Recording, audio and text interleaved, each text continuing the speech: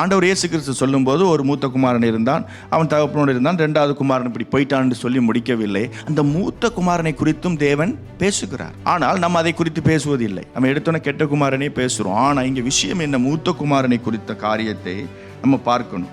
இப்போ இந்த தகப்பன் ஆஸ்தியை 2ஆ பிரித்து இளைய குமாரனுக்கு மட்டும் கொடுத்தாரா, மூத்த குமாரனுக்கும் கொடுத்தாரா? 2 பேருக்கும் கொடுக்குறாரு. அப்படிதானே? அப்ப இவனும் அந்த ஆஸ்தியை பெற்றுக்கொண்டவனாக இருக்கிறான். யாரு? இந்த மூத்த குமாரனும் இளைய குமாரனை போல கொடுத்ததை வாங்கி வைத்து கொண்ட ஒரு நபராக இருக்கிறான் என்பது இந்த வார்த்தையில் தெரிகிறது. ஆனா உலகத்தை பொறுத்த வரைக்கும் இவன் நல்லவன். ஏன் தெரியுமா? இவன் எங்கேயும் போகலப்பா, தகப்பனோடு இருக்கிறான், தகப்பனோடு இருந்து வேலை செய்கிறான், நல்ல மகன், தகப்பனுக்கு ஒத்தாசையா இருக்கிறான், வயக்காட்டில் போய் வேலை செய்கிறான் என்று ஒரு பேரை பெற்றிருக்கிறான். இன்னைக்கு நிறைய பேர் அப்படிதாங்க. வெளியில பேசும்போது நல்லா இருக்கும், வெளியில் அவங்க பழகும்போது நல்லா பேசுவாங்க. ஆனால் அவங்க உள்ள அந்தரங்கத்துக்குள்ளே இருக்கக்கூடிய காரியங்கள் அவர்களுக்கும் தேவனுக்கு மாத்திரமே தெரியும். அதை போல தான் இவனோட வாழ்க்கையும். வெளியில் இவன் நல்லவனாக காண்பித்தான். கவனிக்கணும், வந்தவன் நேரம் வீட்டுக்குள்ளே போய் என்ன டாடி என்ன ஆச்சு எப்படி அப்படின்னு கேட்கல. அவன் ஊழியக்காரன் அப்படிங்க வாப்பா, என்ன அங்கே சத்தம் கேட்குது, என்ன நடக்குது அப்படின்னா இங்கே என்ன புரியுது நம்மளுக்கு? இவன் உளவுத்துறை மாதிரி வேலைக்காரன்ட்ட கேட்குறான், அங்கே வீட்டில் என்ன நடக்குது, ஏன் இந்த சத்தம் என்ன அப்படின்னு. ஏன்ப்பா நீ நேரம் வீட்டுக்குள்ளே போக வேண்டியதானே, போய் என்ன டாடி என்னாச்சுன்னு நீயே தெரிஞ்சுக்கலாமே, ஏன் உனக்கு அந்த மனசு வரல? அப்போ உன் மைண்டை பாருங்க, கன்னிங் ஃபெலோ கேட்குறான் என்ன அப்படின்னு. உங்கள் சகோதரன் வந்துட்டானே அப்படின்னு வேலைக்காரன் சொல்கிறான். இன்னைக்கு நிறைய பேர் அப்படிதான். தன் மனைவியை குறித்த செய்தியை பிறரிடத்தில் கேட்டு தெரிந்து கொள்வது, கணவனை குறித்த செய்தியை பிறரிடத்தில் கேட்டு தெரிந்து கொள்வது. வந்தாரா போனாரா, இது எப்படிப்பட்ட செய்தி? ஏன் பண்ணி நேராக ஃபோன் பண்ணி உன்னுடைய மனைவிட்ட கேளு, கணவன்கிட்ட கேளு, பக்கத்து வீட்டு நண்பர்கிட்ட ஏன் கேட்கணும்? இதெல்லாம் தவறான செயல். இது தேவனுக்குரிய காரியங்கள் அல்ல. ஒருத்தரை பற்றி தெரியலையா, அவர்கிட்ட நேராக கேட்க மாட்டோம். என்ன பிரதர் அப்புறம் அவர் எப்படி வந்தாரா போனாரா, அவர்கிட்ட நேராக கேளுங்க.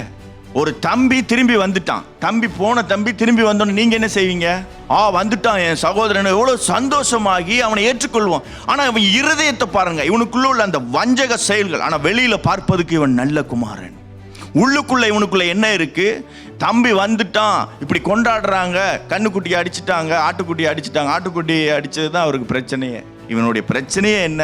அவன் வந்தது தான் மெயினாக பார்க்கும். உடனே கோபம் வருது, ஏன்பா உன் தம்பி வந்துட்டான், காணாமல் போனவன் உயிரோட வந்திருக்கிறான், வந்தோடனே உள்ளே போய் தம்பின்னு கட்டி பிடிச்சி நீ எங்கப்பா போனேன்னு இல்லை. ஃபஸ்ட்டே சொத்தை பிரித்து கொடுக்கும் பொழுது தகப்பன்ட்ட போயோ இல்லைப்பா தம்பியை விட்டுறக்கூடாது, நம்ம உள்ளே வைக்கணும், தம்பி போயிடாதப்பான்னு எதுக்குமே இவன் சொல்லலை. சரி அவனுக்கு கொடுத்தது மாதிரி எனக்கும் கொடுணும், ஏதோ வாங்கி வச்சுக்கிட்டான். அப்படி தானே? ஏன்னா இப்போ தான் தெரியுது அவன் செயல் என்னன்னு சொல்லி. என்ன மாதிரி மைண்டு, என்ன மாதிரி சிந்தை.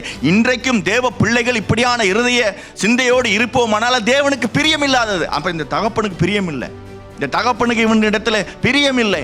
அதே போலதான் இன்றைக்கு நம்ம நல்லா இருப்போம், வெளியில நான் நல்லா இருக்கிறேன், வெளியில பார்க்கும் பேசும்பொழுது நல்லா இருக்கிறேன், பழகும்போது நல்லா இருக்கேன், உள்ளுக்குள்ள தேவன் பார்க்கிறார், பிரியமில்லாத ஒரு வாழ்க்கையை வாழ்றீங்க அப்படின்னு சொல்லி தேவன் வேதனைப்படுகிறவராக இருக்கிறார். அந்த வேதனையை கொடுக்கிறவர்களாக நம்ம இருக்கக்கூடாது. இவன் ஒரு லூசிஃபரோட கேரக்டர் தான் இவன். ஏன்னு சொன்னா அவனுக்குள்ள இருக்கிற காரியம் தான் இவனுக்குள்ள இருந்து. இன்னைக்கு லூசிஃபர் எங்கேயாவது விபச்சாரம் பண்ணதை பார்த்துருக்கிறீங்களா? ஒரு பெண்ணோட தவறு பண்ணினான் என்று கொலை செஞ்சானா? இல்லை. திருடினானா? இல்லை. என்ன எருமை, இவனுக்குள்ளே அதுதான் எரிச்சல் அடைஞ்சான், அதனால தள்ளப்பட்டான். இவன்ட்ட என்ன அதெல்லாம் இருக்கு, தம்பி இதெல்லாம் செஞ்சான் அதெல்லாம் செஞ்சான்றான்.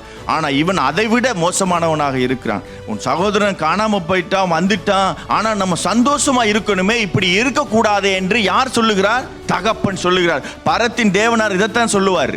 கடைசியா என்னாச்சு? அவன் உள்ள வந்துட்டான். முதல்ல நம்ம பார்க்கிறோம், முதல் வசனத்துல ஆவி என்று பறைசாட்டப்பட்ட அந்த இளைய குமாரன் அவன் நல்ல குமாரனாக மாறி ராஜ்யத்துக்குள் போய்விட்டான். நல்ல குமாரன் என்று பேர் வாங்கி கொண்டிருந்த இவன் தன்னுடைய வீட்டுக்குள்ளே போக முடியாமல் கோபமும் வெறுப்பும் எரிச்சல் உடையவனாக வெளியிலே நிற்கிறான்.